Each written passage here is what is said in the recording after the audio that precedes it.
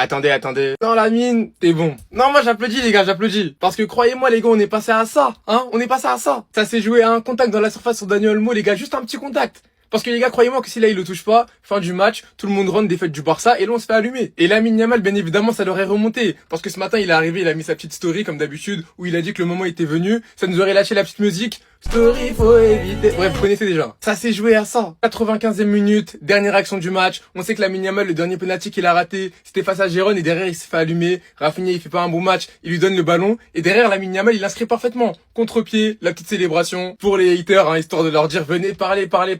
Et je sais que ça va marcher. Ce soir, Lamine Yamal, on va pas se mentir ici, mais son match il a pas été bon du tout. Ouais, moi je le dis, son match il a pas été bon du tout. Mais bon, je connais des joueurs dans le monde entier sans citer leur blaze, quand ils sont éclatés pendant 90 minutes et qu'à la fin ils mettent un penalty, sacré meilleur joueur du monde. Mais bref, en tout cas, merci beaucoup Lamine Yamal, merci pour ton penalty que tu as inscrit parfaitement à contre-pied. Et la semaine prochaine au Camp Nou pour le match retour, si vraiment le Barça a envie d'aller en quart de finale, va falloir proposer mieux sur le terrain. Parce que aujourd'hui la performance c'était juste pas possible. Et je parle pas que de Lamine Yamal, collectivement parlant, ça a pas été bon du tout. Et donc vous pensez que je vais vous laisser mentir sur Lamine Yamal impunément? Je vous connais tellement par cœur que je sais déjà que vous êtes en train de dire que Lamine Yamal s'est fait pocket ce soir. Attention, Lewis Hall, il a fait un superbe match. Aussi bien défensivement qu'offensivement, il a été monstrueux. Mais je vais pas vous laisser propager des mauvaises informations, parce que je l'ai vu le match. Et si vous n'êtes pas des gros menteurs, vous savez qu'aujourd'hui le jeu a penché à gauche énormément. Pourquoi? Parce qu'aujourd'hui le latéral c'était Araujo. Et je dis même pas ça pour lui taper dessus, hein. Mais c'est pas ses qualités. Le centre, la passe, l'aisance technique. Donc on a très peu joué de son côté. Parce que les Barcelonais sont au courant. Ce qui fait que tout simplement on l'a pas exploité son côté droit. Maintenant Lamine Yamal a marqué. Lamine Yamal a célébré. Je connais des joueurs qui font des matchs bien plus pourris que Lamine Yamal aujourd'hui. Et quand ils marquent un but, on les acclame. Je suis pas du tout là pour vous dire que Lamine Yamal a fait un grand match ou quoi que ce soit. Il a fait un match très mid. Il a fait très peu de différence. Mais je vous laisserai juste pas dire qu'il s'est fait pocket parce que c'est faux. Lewis Hall a bien défendu. Énormément de prises à 2, à 3. Un jeu très physique. Très physique où l'arbitre a laissé passer beaucoup de choses des deux côtés. Mais apprenez la définition de pocket. Il y a des vrais défenseurs qui font un vrai boulot défensif en 1 contre 1 face à des ailiers. Et c'est pour eux qu'on a le droit d'utiliser le mot pocket. Pas pour des mecs qui font des prises à 2, 3, 4. Ou pour des mecs qui tout simplement ne rencontrent pas l'ailier parce qu'en face, le couloir, le jeu ne penche pas de leur côté. Vous voulez savoir quel a été le plus gros problème du Barça aujourd'hui? Ça a été au milieu de terrain. Newcastle, ils sont venus avec un plan de jeu très efficace. Marquage individuel sur Pedri. Voilà, marquage à la culotte. On voit Joelinton vraiment ne pas lâcher Pedri avec ou sans ballon. Ils nous ont privé de notre milieu de terrain qui était obligé de redescendre depuis derrière pour créer du jeu. Le secret à Barcelone, même si c'est pas évident, c'est de bloquer Pedri. Une fois que tu bloques Pedri, tu bloques tout ton système de jeu. Tu le ressens parce que Juan Garcia, il avait pas de solution, obligé de balancer devant constamment. Dans un match où c'était compliqué pour Rafinha, Yamal aussi il a été en difficulté parce que Araujo n'est plus un latéral de métier désormais. Et donc même s'il a fait le travail défensivement, même s'il fait quand même l'erreur sur le but, offensivement, il a aucun apport pour Yamal. Même pour dédoubler, c'est chaud.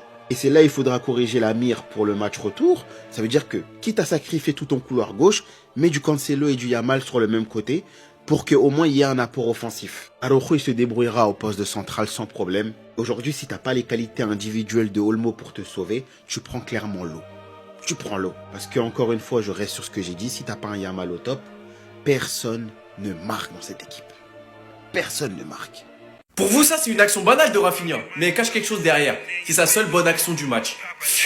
J'en vois beaucoup tomber sur Araujo, mais pourquoi Rafinha il a déchiré son maillot après le but de Newcastle? Parce qu'il sait qu'il est fautif sur le but. Alors certes, Araujo, il revient en marchant, il regarde même pas la balle, il a le temps de se replacer. Mais c'est qui a décidé de prendre le marquage? C'est Rafinha. Et c'est le joueur de Rafinha qui met le but, les gars. Donc pour moi, Rafinha, il est aussi fautif sur le but. Frérot, j'espère que t'es pas un one season wonder, comme on dit. Parce que ce que j'ai vu aujourd'hui, ce que j'ai vu contre l'Atlético Madrid, ce que je vois ces derniers temps, c'est chaud, hein. Alors j'espère que ce mec-là, il a pas disparu. C'est que le match aller, il y a un match retour au Camp Nou. Mais réveille-toi. Je l'avais dit sous le ton de la rigolade face à l'Atlético Madrid. Là, je te parle sérieusement. Réveille-toi. Des passes mal assurées, des contrôles ratés qui vont en touche, des mauvais choix offensivement, des 4 contre 3 à jouer, ça finit même pas par un tir. T'inquiète, on va pas oublier ce que t'as fait la saison dernière, mon gars. Mais, quand faut tirer la sonnette d'alarme, faut la tirer. Et quand faut dire les choses, faut les dire. On est en famille, on se les dit. Tu fais de la caille. Tu fais de la caille en ce moment, mon gars. Réveille-toi. Dites-moi vous en pensez en commentaire, les gars, n'hésitez pas à vous abonner, vous êtes des bons, nous, on avance. Dites-vous que si Pedri n'a pas joué les 90 minutes, c'est qu'il n'a pas le rythme à 100%. Et quand vous voyez le niveau qu'il a proposé au Saint James Park, sans son duo, Frankie de Jong, Ce que Pedri nous prépare pour la suite de la saison, les gars, ça s'annonce très grand. Car il a été le meilleur joueur sur le terrain côté Barcelone ce soir. Mais ma vraie question, c'est finalement au milieu de terrain, on va finir par jouer avec qui? Si ça continue, on va perdre tout le monde. Frenkie de Jong blessé. Bernal pour l'instant blessé, on attend les tests. Eric Garcia qui peut jouer au milieu de terrain, il avait une gêne. Il nous reste qui? Olmo, Fermin, Casado. Ça va peut-être être l'occasion pour Tommy Marquez d'avoir quelques minutes. Mais j'espère vraiment les gars que pour Bernal, c'est pas grave. Parce que la suite s'annonce très compliquée au vu des blessés qu'on a actuellement. J'espère que Eric Garcia sera vite de retour. Et surtout que pour Bernal, c'est pas grave. Et que la blessure de De Jong ne sera pas plus longue que prévu. Et Pedri par son talent, malgré le match compliqué qu'on a passé, malgré l'énorme intensité que Newcastle nous a mis, Pedri pour moi ce soir a prouvé pourquoi on le propagande comme l'un des meilleurs milieux de terrain du monde. Et les gars, c'est que le début. Car si fut que la sortie, c'est qu'il n'était pas encore à 100%. Dans tous les cas, on n'aurait pas mérité mieux. Et heureusement que dans ce match, Dani Olmo a existé. Parce que sinon, on s'est fait poutrer. Dans le jeu, on s'est fait manger. Ils étaient sur quasi tous les seconds ballons. Et en termes d'intensité, ils nous ont détruits. Mangés tout cru, comme des enfants. Et le bruit du stade, les gars, c'était choquant. Je sais que je me répète que ça fait plusieurs fois, c'était choquant. De toute façon, vous verrez le vlog que je vous sortirai. Je sais pas si de la télé c'était pareil, mais ça m'a donné la chair de poule. Et j'espère qu'on leur réservera le même sort au Camp Nou. Et franchement, le match qu'on leur a envoyé, les gars, c'est un braquage. Avec un premier but hors jeu de Newcastle, un deuxième de Barnes. Je sais pas si Araujo il a simulé une blessure, mais en tout cas ça nous a coûté et c'est dommage parce qu'il faisait un très bon match défensivement. Et heureusement que Dani Olmo a existé. Penalty à la dernière minute, concrétisé par Lamine. Malgré le fait qu'il passe un match compliqué, moi je vous l'ai dit les gars, personne va niquer mon plaisir. Il a climatisé le St James Park. Mais en tout cas, on attend beaucoup plus de la part de Lamine, qui s'est clairement fait manger par Lewis Hall. Et il n'y a pas que ça, Dan Burn il a mangé Lewandowski, tout comme Trippier qui a fait passer un match très compliqué à Rafinha et Livramento à Rashford. La plus grande satisfaction de ce match, c'est ma défense, que ce soit Koubarsi, Gérard Martin et Araujo. Pedri prouve encore une fois qu'il est dans un autre univers. Mais si on joue à ce niveau-là, on passera pas contre eux. J'espère que ce sera différent au Camp Nou. Donc vous les gars, vous en pensez quoi? Ramenez-vous sur 5% en nuit. Un seul être vous manque et tout est dépeuplé. C'est dans ce genre de match que tu comprends que De Jong et Pedri, en fait, c'est deux faces d'une même pièce. Et les deux ne peuvent pas être parfaits dans les grands matchs sans l'autre. Aujourd'hui, De Jong, il n'était pas là. Les images que je vous mets derrière moi, c'est les images du match de phase de groupe. C'était le premier match. Tout le monde se rappelle de la masterclass proposée par Pedri et De Jong ce match-là. Aujourd'hui, Pedri, au milieu de terrain, c'était pas le plus fort, c'était le moins faible. Et ça montre encore l'importance de De Jong dans cette équipe pour les gros matchs. Moi, personnellement, les gars, je vous assure que ce match, c'est un bon résultat. Ce nul-là, c'est un très bon résultat. Parce que rares sont les fois où le FC Barcelone n'a même pas pu déployer son football pendant tout le match, en fait. Ça s'est joué à des détails. Et moi, je vous le dis, si Frenkie de Jong avait été là, le match ne se serait pas passé comme ça. Je vous le dis.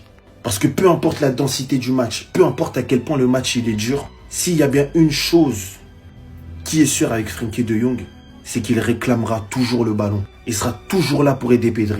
C'était ce Jorginho do Brasil. Et dites-moi ce que vous en pensez ce que vous avez pensé de ce match. Qu'est-ce que ça aurait donné selon vous avec Frenkie de Jong? Bah. Même lui il est choqué. Vous savez ce que Hansi Flick a fait à Araujo après le but? Tu vois la gueule de son match. Mais dépression, pas dépression, je m'en bats les couilles. Sur un terrain de foot, tu sers à rien. Pars loin de mon club, reste loin, tu n'apportes rien à cette équipe. Juste avant, un peu de contexte. Barça Newcastle, on est à la fin du match. Araujo qui avait fait une montée de malade. Araujo, il va essayer de gagner du temps en se mettant sur le terrain et simuler une crampe. L'arbitre, il voit son petit jeu, il lui dit mon gars, tu vas rester en dehors du terrain et en plus, il le fait pas rentrer sur le terrain. Donc là, Araujo se plaint. Sauf que le jeu, il continue, le match, il va pas s'arrêter. Newcastle qui est en phase d'avoir une attaque, regardez ce que fait Araujo par pitié. À quel moment il regarde le jeu là? À quel moment? Newcastle qui attaque, ça faisait déjà une minute. Araujo, il s'est toujours pas replacé. Araujo, il est latéral droit ce soir. Je sais pas ce qu'il fait. Il a cru que c'était un 6. Centre de Newcastle, Araujo ne bouge toujours pas. C'est son joueur, C'est son joueur. C'est l'ailier gauche. Il y a personne sur lui. Araujo qui bouge toujours pas. Du coup, le joueur, il est tranquille. Bah, normal. Araujo qui bouge toujours pas. Du coup, là, le joueur, il attend de frapper. Araujo il bouge toujours pas. Bah but les gars, bah ouais, Joan Garcia c'est pas un super héros, les gars je vais péter un câble, Après ce but de Barnes totalement mérité, même Hansi Flick l'ancien il a pété un câble, il a directement fait sortir Araujo. Je suis prêt à jurer qu'après avoir vu ça, Hansi Flick il voulait démarrer Araujo. Ce soir il devait même pas être titulaire, c'est parce que Eric Garcia s'est blessé juste avant. Ouais il a été nul, mais vous allez dire quoi? Quand il rate ses pénaux, vous dites voilà, les pénaux c'est pas facile à mettre, c'est un vrai exercice. Quand les gens ils critiquent Mbappé pour ça, pourquoi vous critiquez là? Il a marqué le pénau, non? Il a marqué le pénau, les Madrilènes, vous avez critiqué qui? Quand Mbappé il fait ça, vous dites meilleur joueur du monde. Il a été nul. Et Mbappé il fait plein de matchs où il est nul et il marque des pénaux. Pourquoi quand c'est Mbappé, ouais, meilleur joueur du monde, et quand c'est Yamal, il est vite fait? Pour moi, il a été vite fait, hein. Il a été vite fait, y a pas de galère là-dessus. Mais il a marqué le péno, un partout. Célébration, sifflez plus fort, s'il vous plaît, Saint James Park, là. On m'a promis l'enfer et j'ai fait un partout quand même. Non, j'avoue, on mérite pas. On mérite pas. Mais au final, tu fais 1-1, tu marques ton péno. Les Madrilènes, vous allez critiquer qui? En fait, vous avez vu, ce gamin, il a pas de limite. Ça veut dire, là, son match, il sait qu'il est dégueulasse. Chaque prise de balle, j'étais effrayé par niveau de Yamal. Franchement, je ne l'ai pas reconnu. C'est un match immonde à oublier de sa part, à part le penalty. Mais malgré ça, il va te célébrer comme ça, comme s'il avait fait un match de fou. Juste pour vous faire parler. Et il sait que là, il va recevoir des messages. Ouais, t'es arrogant. Il sait qu'il y a plein de gens qui vont parler de lui en disant qu'il est dégueulasse et qu'il est arrogant alors qu'il a été nul. Mais il aime ça. Il aime ça. Donc là, il a célébré comme ça en mode, ouais, j'ai été nul, j'ai marqué, mais je suis arrogant. Et vous allez dire quoi? Vous allez dire quoi? On a fait un partout au final. Non, parce qu'il y en a, vous êtes hypocrites. L'année dernière, des fois, il faisait des matchs de monstres. Genre l'Inter Milan au retour, il fait ni but ni passe d'eau. On dit, mais on s'en fout de ça, c'est les stats qu'il faut. Aujourd'hui, il a été dégueulasse. Mais quand il faut marquer, il marque. Vous allez dire, mais on s'en fout de ça, il fait un match dégueulasse. Donc en fait, c'est quand vous avez envie de critiquer Lamine Yamal, ceux qui sont cohérents, je vous enlève de ça.